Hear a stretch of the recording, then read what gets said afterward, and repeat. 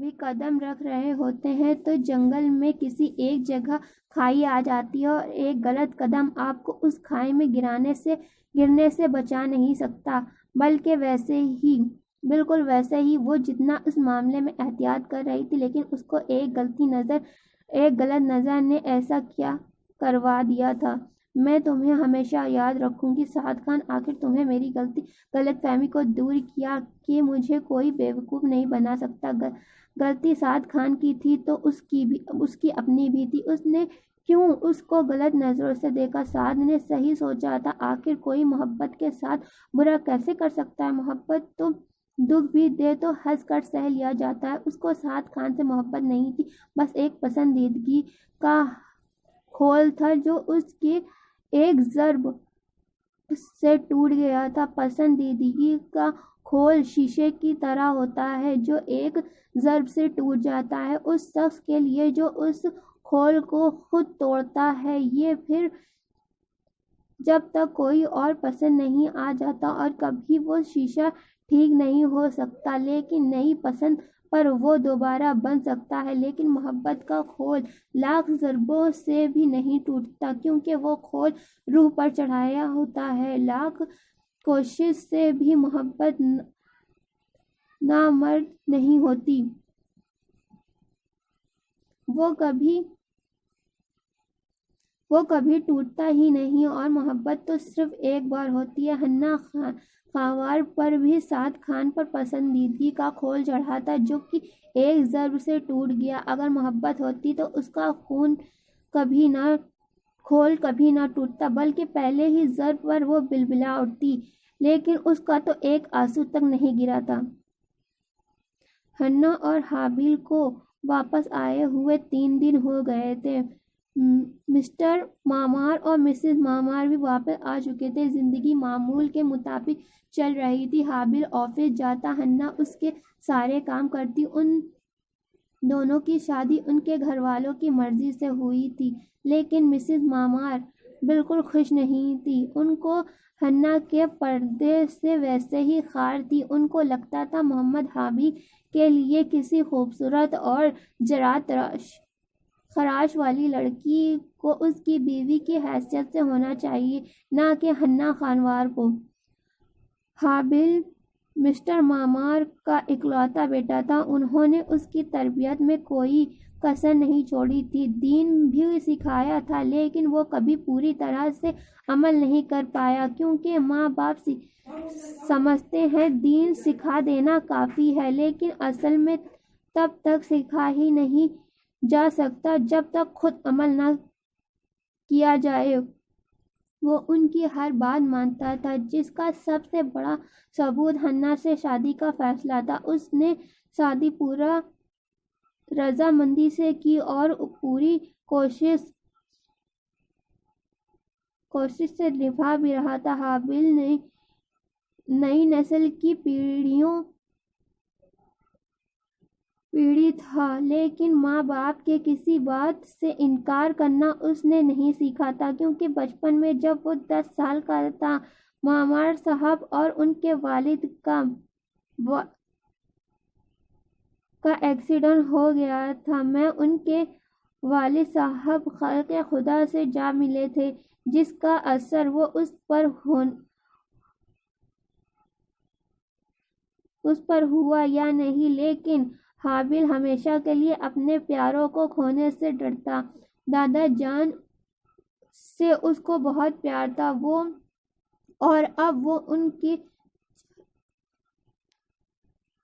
اب وہ نہیں چاہتا تھا کہ کوئی اور اس کی زندگی سے چلا جائے، اس لیے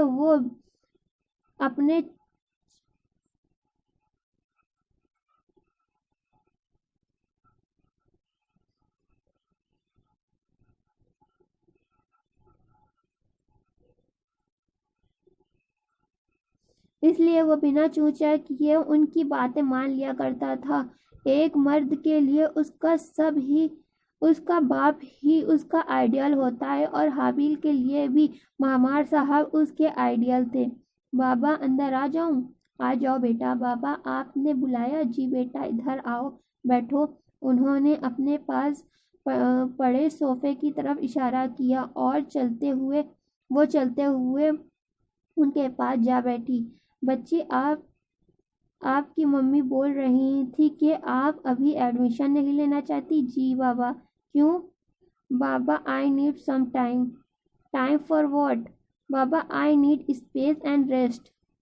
خانوار صاحب پڑھائی میں کوئی کمپرومائز نہیں کرتے تھے، لیکن اپنی بیٹی کے چہرے پر کچھ ایسا ضرور دیکھا کہ انہوں نے سوچ کر جواب دیا، well it's your choice but I must say you should take over like and tell me I have no problem. اس نے خاموشی سے سر جھکا دیا۔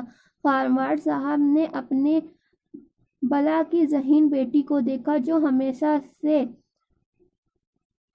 حاضر جواب اور موقع سانس تھی، لیکن آج اس کا رویہ ان کو عجیب لگا کہ وہ اتنی خاموش کیوں ہے۔ ان کے دل میں کچھ چبھا تھا۔ بچی، ایک بات بتاؤ۔ جی بابا۔ کیا ہوا ہے حنا؟ آپ اتنی خاموش کیوں رہتی ہیں؟ کسی نے کچھ کہا ہے؟ نہیں بابا۔ پھر پہلے تو کبھی ایسا نہیں ہوا بابا۔ میں تھک گئی ہوں اسٹڈیز سے، بس، اور کچھ نہیں۔ اوکے، میں آپ کی مما کو بول دوں گا۔ تھینک یو بابا۔ اس نے سر جھکا دیا۔ حنا روم کا دروازہ بند کیے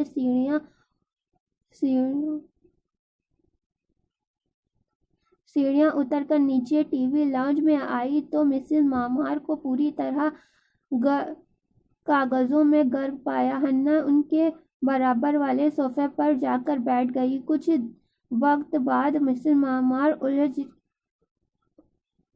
الجھتی رہیں تو حنا نے ان سے پوچھا، کیا ہوا ماما؟ کچھ نہیں، بتائیں تو صحیح، شاید میں کوئی سلیوشن دے دوں۔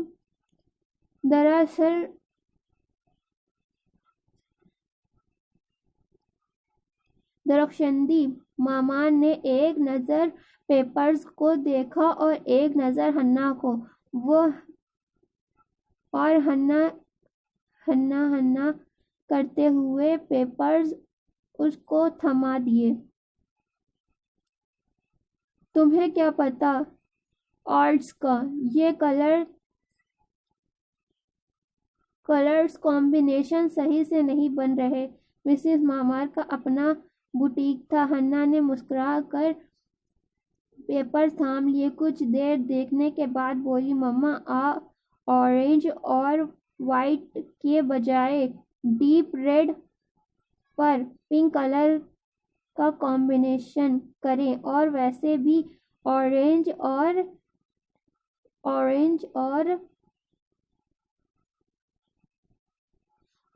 اس ڈریس کے ساتھ اچھا نہیں لگ رہا۔ مسز مامار نے اسے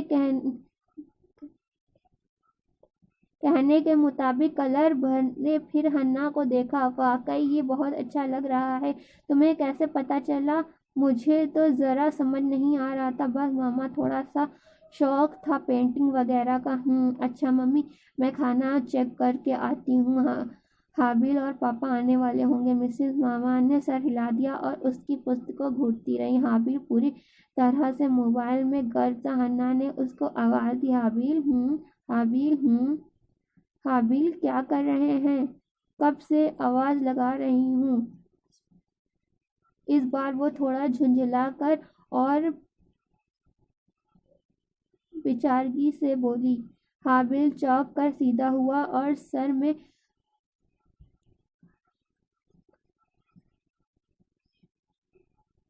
اور اسے دیکھا۔ آخر بیوی کتنی ہی خاموش طبیعت کیوں نہ ہو، شوہر کے لیے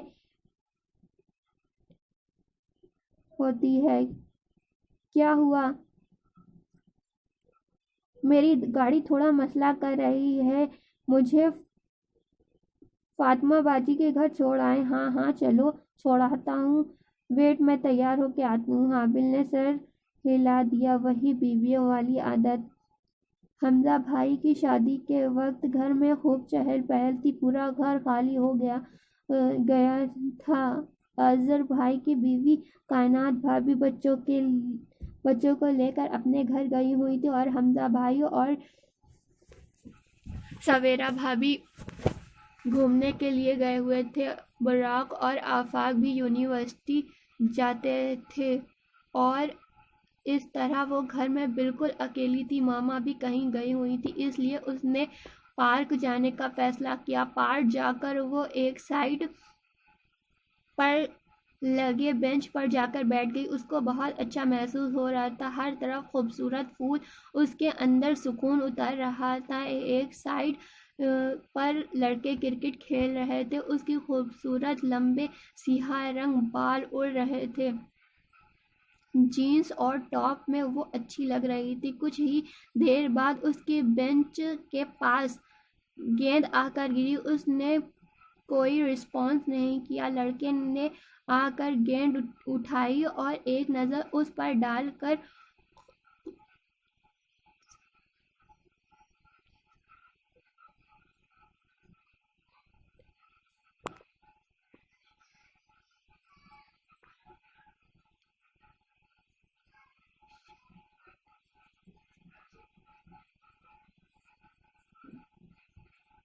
خوش نیازی کے سارے ریکارڈ توڑتے ہوئی اپنے بال سنوار رہی تھی۔ لڑکا ہینا ہینا کرتا ہوا وہاں سے چلا گیا۔ آج کل اس کا زیادہ وقت اسٹڈی میں گزرتا، کتاب پڑھنے کا اس کو ہمیشہ سے شوق تھا۔ آج بھی وہ اسٹڈی میں بیٹھی تھی کہ اس کا فون بجا۔ اس نے ناگواری سے فون اٹھایا، وہ نمبر دیکھا۔ اس کو بہت چڑ تھی کہ جب وہ پڑھ رہی ہو اور اس کو کوئی ڈسٹرب کرے۔ ہیلو، کیسی ہو؟ فون سانجے کا تھا، جو اس کی بیسٹ نہ سہی لیکن فرینڈ تھی۔ وہ دوست بہت کم بناتی تھی۔ میں ٹھیک ہوں، ہاں پتہ ہے مجھے، ایسے ہی دل نہیں چاہ رہا تھا۔ نہیں تو کچھ نہیں ہوا۔ خیر اس بات کو چھوڑو، کلاسز کب سے شروع ہیں تمہاری؟ چلو بیسٹ آف لک۔ نہیں ابھی نہیں، تم گھر نہ، پھر بات ہوگی، اوکے بائے۔ اس نے نہایتی بددلی سے فون بند کیا کیونکہ نیکسٹ ویک سے میڈیکل کے کلاسز شروع ہو رہے تھے۔ میڈیکل کا شوق تھا لیکن سعد خان کے دھوکے نے اسے اس کو خود سے بھی چڑ ہو گئی تھی کہ وہ بیوقوف بن گئی۔ خیر حنا عشر کی نماز پڑھ کر سائڈ ٹیبل پر بیٹھی، سورۃ ملک پڑھنے کے بعد سورۃ رحمان پڑھی۔ اسی دوران حابیل صوفے پر بیٹھے حنا کا ویٹ کر رہا تھا۔ حنا بولی، حابیل میں نے نیکسٹ 10 آیات یاد کر لی ہیں، تم سن لو۔ ہاں چلو سناؤ۔ حنا نے اس کو قرآن پاک لا کر دی اور بسم اللہ پڑھ کر سنانا شروع کر دیا۔ سورۃ البقرہ کی آیت نمبر 56 پر جا کر وہ خاموش ہو گئی۔ مطلب اتنا ہی یاد کیا تھا اور تم اسے ابھی یاد کرو۔ تم نے حضرت موسیٰ علیہ السلام سے کہا تھا کہ جب ہم اپنے رب کو سامنے نہ دیکھ لیں ہرگز ایمان نہ لائیں گے۔ تم پر تمہارے دیکھتے ہوئے بجلی گری۔ حابیل نے اٹھ کر قرآن سائڈ ٹیبل پر رکھا۔ حنا نے چادر اتار کر صوفے کی پشت پر رکھ دیا۔ حابیل آ کر بیٹھا تو حنا نے اس کے کندھے پر سر رکھ دیا۔ وہ ہلکا سا مسکرایا۔ اب دونوں نے گفتگو ہونے تھی۔ حابیل، کچھ لوگ کتنے عجیب ہوتے ہیں، ان کے سامنے جتنی بھی دلیلیں دی جائیں وہ بات نہیں مانتے۔ ہاں، کیونکہ وہ ماننا ہی نہیں چاہتے۔ اس کی طرف دیکھ کر مسکرایا۔ وہ بات جاری رکھی، دیکھو کچھ اسٹوڈنٹس ٹیچر کی کہی بات ایک ہی بار میں سمجھ جاتے ہیں اور کچھ اسٹوڈنٹس کو بار بار سمجھانا پڑتا ہے لیکن کچھ کو پھر بھی سمجھ نہیں آتا۔ ہاں، جیسے موسیٰ علیہ السلام کی قوم نے کیا۔ ان کے سامنے اللہ کی بے شمار نشانیاں لائی گئیں لیکن وہ پھر بھی ایمان نہیں لائے۔ لیکن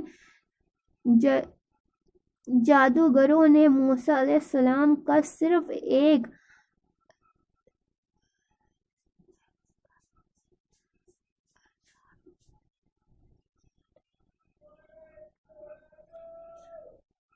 آزاد کا مجسمہ دکھایا اور ایمان لے آئے۔ بالکل حابیل، اللہ کتنا اچھا ہے نا۔ حابیل نے اپنی بیوی کو دیکھا جس کا چہرہ خوشی سے چمک رہا تھا۔ بے شک۔ کچھ دیر خاموشی کے بعد حنا بولی، حابیل تم نماز کیوں نہیں پڑھتے؟ پڑھتا تو ہوں، ہاں، پر ساری نہیں پڑھتے، اب پڑھوں گا۔ اچھا حنا، تمہیں پتہ ہے پہلے میں نماز کو صرف فارمیلٹی کے لیے پڑھتا تھا، لیکن میں نے اس دن کہا تھا نا کہ اللہ نے ہمیں اتنا کچھ دیا بغیر شکر کے، تو اگر ہم شکر کریں گے تو وہ ہمیں کتنا زیادہ دے گا۔ ہمیں تو سچ دل سے عبادت کرنے کے بہت سے فائدے ہیں، سو اب اور اجر بھی ملتا ہے، گناہ بھی معاف ہو جاتے ہیں، ہمیں اور زیادہ عبادت کی توفیق ملتی ہے اور ہمیں جنت بھی تو ملتی ہے۔ واہ! حنا نے بڑبڑاہٹ کی۔ حابیل مسکرایا اور کچھ دیر بعد پھر بولا، حنا مجھے لگتا ہے جو سب آشائشیں مجھے دی گئی ہیں ان پر صرف میرا حق ہے۔ پاپا نے بچپن میں سکھایا تھا نماز پڑھو، یہ کرو اور وہ کرو، پر میں نے کسی کو بھی پابندی کرتے نہیں دیکھا، اس لیے نہ مجھے شکر کرنے کا خیال آیا نہ مانگنے کا، کیونکہ سب کچھ تھا۔ پر اب میرا دل کرتا ہے کہ میں شکر کروں اور اللہ کے قریب ہو جاؤں تاکہ مجھے جنت مل جائے۔ اور یہ کہنے کے بعد وہ خاموش ہو گیا۔ حنا نے پوچھا، اور کیا؟ اور یہ کہ میں تمہیں ہمیشہ کے لیے مانگ لوں۔ وہ مسکرایا۔ حابیل، مجھے بہت ڈر لگتا ہے۔ کیوں؟ گناہوں کی سزا سے۔ ایسے مت سوچو، تم نے ہی تو کہا تھا اللہ معاف کرتا ہے۔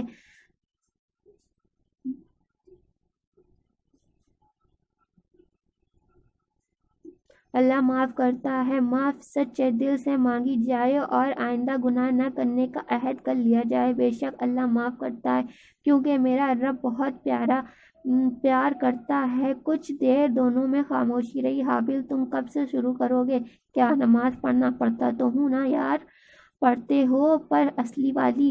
حنا، میں اصلی والی ہی پڑھتا ہوں، وہ صدمے سے بولا۔ وہ ہاں، میرا مطلب ہے ساری۔ اس نے سمجھتے ہوئے سر ہلایا۔ تم نے تو مجھے ڈرا ہی دیا تھا کہ میں نقلی نماز پڑھتا ہوں۔ پھر سے حنا خوشی سے مسکرائی، کیونکہ مجھے شکر ادا کرنا ہے کہ میرے پاس بہت کچھ ہے اور تم بھی ہو۔ اس نے حنا کو مسکرا کر دیکھا اور صوفے اور وضو کرنے کے لیے واش روم کی طرف چل دیا۔ کتنے خوش نصیب ہوتے ہیں وہ لوگ جن کے اپنے ان کے رب کے نزدیک کرتے ہیں، اور کتنے خوش نصیب ہوتے ہیں وہ لوگ جو اللہ کے قریب ہوتے ہیں۔ وہ آج پھر پارک میں اپنی مخصوص جگہ پر بیٹھی تھی۔ یہ جگہ اس نے خود اپنے لیے مخصوص کی تھی، یہ شاید دوسروں نے کر دی تھی۔ کچھ لوگ خود ہی کوئی جگہ خود سے دوسروں کے لیے چھوڑ دیتے ہیں۔ اب وہ کچھ نہ کچھ لے آتی تھی، جیسے کوئی کتاب، کبھی ڈرائنگ اور پینٹنگ کے لیے کچھ۔ اس کے پاس میں آ کر اس پارک میں آ کر اسے ایک الگ احساس ہوتا تھا، شاید سکون، یا پھر کچھ وقت کے لیے وہ یہ بھول جاتی تھی کہ اس نے اپنے ساتھ کیا کیا، اور سعد خان نے اس کو بے وقوف بنایا۔ آج اس کے ساتھ سازیں آئی تھی اور وہ اتنی اچھی نہیں تھی کہ دوستوں کی مہمان نوازی کے لیے اپنی پلاننگ پینٹنگ پر ڈالتی۔ اسے ہی بیٹھے بیٹھے کچھ وقت گزر گیا۔ کچھ دیر بعد وہاں سے ایک لڑکا گزرا تو شانزے نے اس کو مخاطب کیا، ارے شارم بھائی، آپ! السلام علیکم۔ شانزے، کیسی ہو؟ میں ٹھیک ہوں، آپ کیسے ہیں؟ ٹھیک۔ حنا اسے دوران عجیب نظروں سے ان دونوں کو دیکھتی رہی۔ شانزے کو خیال آیا تو اس نے تعارف کروایا، شارم بھائی یہ میری فرینڈ ہے حنا، اور حنا یہ شارم بھائی ہے میرے فرسٹ کزن۔ شارم نے مخصوص سر ہلایا اور میری فرینڈ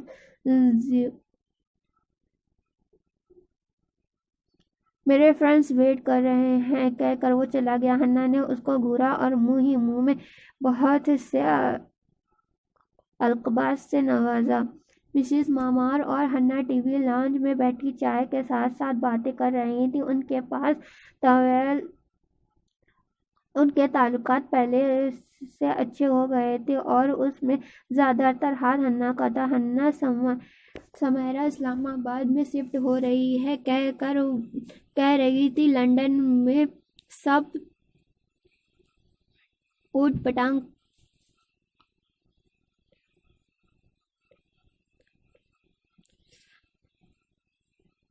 کہہ رہی تھی اب یہیں شفٹ ہوں گے۔ کیوں؟ پتہ نہیں، کہہ رہی تھی اب ادھر ہی رہنا ہے۔ خیر اس کی مرضی، آئے گی کچھ دنوں تک، مل لینا ٹھیک ہے۔ بھلا اس کو کیا مسئلہ تھا؟ اتنے ہی میں حابل آ گیا۔ مسز مامار اور ہنا کو ساتھ بیٹھا دیکھ کر پہلے تو چونکا لیکن پھر سنبھل کر بیٹھ گیا۔ آج وہ جلدی آ گیا تھا۔ ان دونوں کو کسی گیسٹ ٹرپ پر جانا تھا۔ ایسا لگتا تھا کوئی بہت قوت سے اسے اپنی طرف کھینچ رہا ہے، شاید کوئی بلا رہا ہے، لیکن کوئی بھی قدم اٹھانا مشکل ہو رہا تھا۔ جانے کی بھی چاہ ہے اور اس نے قدم بھی سخت سے جکڑ دیے تھے۔ ایسے کیوں ہو رہا تھا؟ مجھے جانا ہے۔ اچانک ہی اس کی آنکھ کھلی۔ اتنا اندھیرا کیوں ہے؟ کچھ وقت کے لیے اس کا دماغ سن ہو گیا۔ کچھ بھی سوچنے سمجھنے کی صلاحیت سلب ہو گئی۔ پورا جسم پسینے سے سرابور ہو گیا۔ ایک جھماکے کے ساتھ اس کو یاد آیا وہ اپنے کمرے میں ہے اور وہ ایک خواب تھا۔ لیکن وہ خواب کیسا خواب تھا؟ وہ کسی چیز کے قریب جانا چاہتی تھی۔ وہ کیا چیز جانے سے روک رہی تھی؟ اچانک ہی اس کو لگا حلق میں کانٹے سے چبھ رہے ہیں۔ اس کو پیاس بہت شدت سے محسوس ہوئی۔ وہ خوف کے زیر اثر آرام سے اٹھی اور پانی پینے کچن میں چلی آئی۔ ٹیبل پر لیپ ٹاپ کی روشنی، اسکرین پر کوئی پریزنٹیشن چل رہی تھی۔ ایک ذرنشین سارے اس کو پریزنٹیشن کے بارے میں کچھ سمجھا رہے تھے۔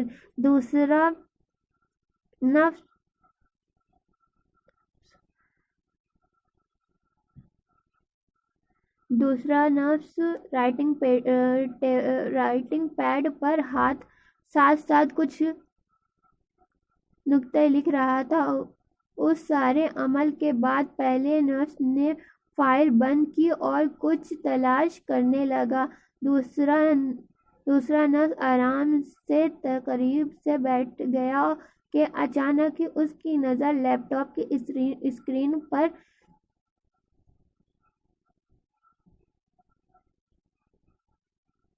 چمکتی ایک تصویر پر گئی، جسے بڑی پھرتی سے پہلے نفس نے بند کر دیا۔ یہ کیا تھا؟ کیا یہ تصویر؟ یہ کس کی؟ پرانے حساب چکتا کرنے ہیں؟ دکھاؤ مجھے پھر سے۔ نہیں، پھر کبھی۔ آؤ کچھ کھاتے ہیں، پھر اسے پریزنٹیشن کو فائنل ٹچ دیتے ہیں۔ دونوں باہر کی جانب بڑھ گئے۔ اس نے بڑی مہارت سے بات کو ٹال دیا اور دوسرے نفس کا دھیان بھی بھٹکا دیا۔ آخر اس کا کام میں بہت ماہر تھا۔ وہ کھلے بال شانوں پر ہمیشہ کی طرح پھیلے تھے۔ پیچ کلر کی شرٹ فراک کے ساتھ بلو کلر کی جینس پہنے تھی۔ کتاب کا مطالعہ کرتے دنیا سے بے خبر تھی۔ بینچ پر اس کے ساتھ تھوڑا فاصلے پر ایک لڑکا آ کر بیٹھ گیا۔ اس نے ناگواری سے اسے دیکھا اور اٹھ کر جانے لگی۔ وہ لڑکا بھی اس کے پیچھے پیچھے آنے لگا۔ پہلے بھی بہت بار یہ لڑکا اس کے اپنی طرف متوجہ کرتا تھا۔ کبھی پینٹنگ کا سامان گرا دیتا، کبھی کوئی چیز۔ قریب آ کر اس لڑکے نے اس کا راستہ روکا۔ میں آپ سے بات کرنے کی کوشش کر رہا ہوں، آپ کو سمجھ نہیں آتی؟ آپ کو سمجھ نہیں آتی کہ میں آپ سے بات نہیں کرنا چاہتی؟ کیوں؟ میری مرضی۔ اور وہ چیخ کر بولی کہ پاس سے کرکٹ کھیلتے لڑکے بھی متوجہ ہو گئے۔ وہ لڑکا آگے بڑھا اور اس کا ہاتھ پکڑ کر بولا، میں کرنا چاہتا ہوں، اس لیے تمہیں مجھے سننا پڑے گا۔ سب لوگ تماشا دیکھ رہے تھے۔ آخر یہی ہوتا ہے، معاشرے کا قانون ہے، ہم سب تماشا دیکھتے ہیں۔ کوئی یہ نہیں کہتا یہ غلط ہے، یہ گناہ ہے۔ ہم کہتے ہیں ہمیں یہ جو مرضی کرے۔ ہم کیا کہہ سکتے ہیں؟ ہم بہت کچھ کر سکتے ہیں، کیونکہ وہ غلط کام ہمارا معاشرہ گناہ کر رہا ہے، ہمارے آنے والی نسل کی غلط تربیت کر رہا ہے۔ لیکن کوئی ایسا سوچے تو بولے۔ ایک لڑکا آگے بڑھا، اس کا ہاتھ اس کے ہاتھ سے چھڑایا اور ایک زوردار تھپڑ اس لڑکے کے گال پر رسید کیا۔ ایک لمحے میں وہ پہچان گئی، وہ شانزے کا کزن تھا۔ شرم آنی چاہیے تمہیں کسی کو تنگ کرتے ہوئے۔ اگر تمہاری بہن کو کوئی ایسے تنگ کرے تو اگر بہن نہیں ہے تو اپنے ماں کے لیے ایسا سوچنا۔ اگر برداشت کر سکو تو بتانا مجھے۔ اور آپ، وہ حنا سے مخاطب ہوا، اگر آپ یوں بن ٹھن کر اور بال کھول کر نہ نکلا کریں، یا کم سے کم سر پر دوپٹہ ہی لے لیا کریں، یا کسی بڑے کے ساتھ ہی آ جایا کریں تو ایسا نہ ہو۔ وہ جہاں تک مجھے پتا ہے آپ کے تو بھائی بھی ہیں۔ حنا تو اتنی دیر سے بے یقین کا شکار تھی، ایسے حالات کا پہلی بار سامنا کر رہی تھی۔ شرم نے بات پر اس کا پارا ہائی ہو گیا۔ آپ کو کیا لگتا ہے جو لڑکی سر پر دوپٹہ نہیں لیتی یا کسی بڑے کے ساتھ نہیں آتی، وہ بے حیا ہوتی ہے؟ نہیں، میں نے ایسا تو نہیں کہا۔ اس کو احساس ہوا تھا کہ وہ کتنا غلط بول چکا ہے۔ آپ کا جو بھی مطلب تھا، آپ کو کوئی حق نہیں کسی کے بارے میں کچھ جج کرنے کا۔ میں جو ہوں اپنے لیے ہوں، آپ کو اس سے کوئی مطلب نہیں ہونا چاہیے۔ آپ نے میری مدد کی، شکریہ۔ یہ آئندہ آپ زحمت مت کیجیے گا، کیوں نہ میں کسی کا احسان نہیں لیتی ہوں اور نہ ہی رکھتی ہوں۔ یہ کہہ کر وہ رکی نہیں۔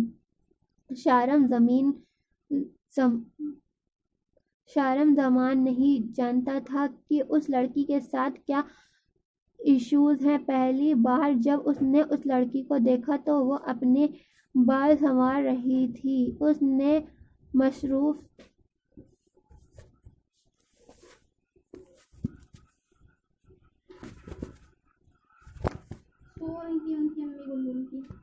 بھی قدم رکھ رہے ہوتے ہیں تو جنگل میں کسی ایک جگہ کھائی آ جاتی ہے اور ایک غلط قدم آپ کو اس کھائی میں گرنے سے بچا نہیں سکتا۔ بلکہ بالکل ویسے ہی وہ جتنا اس معاملے میں احتیاط کر رہی تھی، لیکن اس کو ایک غلط نظر نے ایسا کیا کروا دیا تھا۔ میں تمہیں ہمیشہ یاد رکھوں گی سعد خان۔ آخر تمہیں میری غلط فہمی کو دور کیا کہ مجھے کوئی بیوقوف نہیں بنا سکتا۔ غلطی سعد خان کی تھی تو اس کی اپنی بھی تھی۔ اس نے کیوں اس کو غلط نظروں سے دیکھا؟ سعد نے صحیح سوچا تھا، آخر کوئی محبت کے ساتھ برا کیسے کر سکتا ہے؟ محبت تو دکھ بھی دے تو ہنس کر سہ لیا جاتا ہے۔ اس کو سعد خان سے محبت نہیں تھی، بس ایک پسندیدگی کا کھول تھا جو اس کی ایک ضرب سے ٹوٹ گیا تھا۔ پسندیدگی کا کھول شیشے کی طرح ہوتا ہے جو ایک ضرب سے ٹوٹ جاتا ہے۔ اس شخص کے لیے جو اس کھول کو خود توڑتا ہے، یہ پھر جب تک کوئی اور پسند نہیں آ جاتا اور کبھی وہ شیشہ ٹھیک نہیں ہو سکتا، لیکن نئی پسند پر وہ دوبارہ بن سکتا ہے۔ لیکن محبت کا کھول لاکھ ضربوں سے بھی نہیں ٹوٹتا، کیونکہ وہ کھول روح پر چڑھایا ہوتا ہے۔ لاکھ کوشش سے بھی محبت نامرد نہیں ہوتی، وہ کبھی ٹوٹتا ہی نہیں۔ اور محبت تو صرف ایک بار ہوتی ہے۔ حنا خاور پر بھی سعد خان پر پسندیدگی کا کھول چڑھا تھا جو کہ ایک ضرب سے ٹوٹ گیا۔ اگر محبت ہوتی تو اس کا کھول کبھی نہ ٹوٹتا، بلکہ پہلے ہی ضرب پر وہ بلبلا اٹھتی۔ لیکن اس کا تو ایک آنسو تک نہیں گرا تھا۔ حنا اور حابیل کو واپس آئے ہوئے 3 دن ہو گئے تھے۔ مسٹر مامار اور مسز مامار بھی واپس آ چکے تھے۔ زندگی معمول کے مطابق چل رہی تھی۔ حابل آفس جاتا، ہنا اس کے سارے کام کرتی۔ ان دونوں کی شادی ان کے گھر والوں کی مرضی سے ہوئی تھی، لیکن مسز مامار بالکل خوش نہیں تھی۔ ان کو ہنا کے پردے سے ویسے ہی خار تھی۔ ان کو لگتا تھا محمد حابل کے لیے کسی خوبصورت اور جرأت خراش والی لڑکی کو اس کی بیوی کی حیثیت سے ہونا چاہیے، نہ کہ ہنا خانوار کو۔